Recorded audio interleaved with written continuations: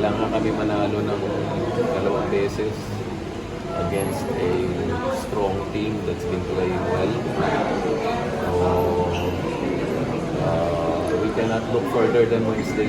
So, focus lang kami sa Wednesday. Hindi naman pwedeng tumingin pa ng further than that.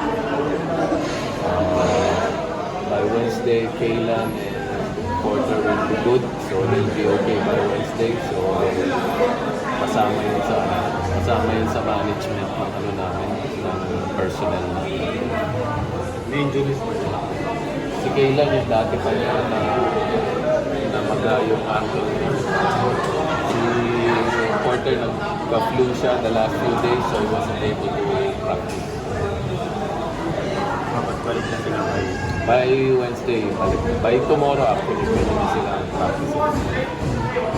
Coach, would your experience sa playoffs be an advantage against LX na siyempre on a roll sila pero Meron din siguro, no? Pero I don't think malaking advantage siya. I don't think it's really a big advantage. The way they're playing, the way they're gelling together, may advantage yun, pero pare-pareho naman bata yung mga players natin. So baka merong advantage, maliit na maliit lang.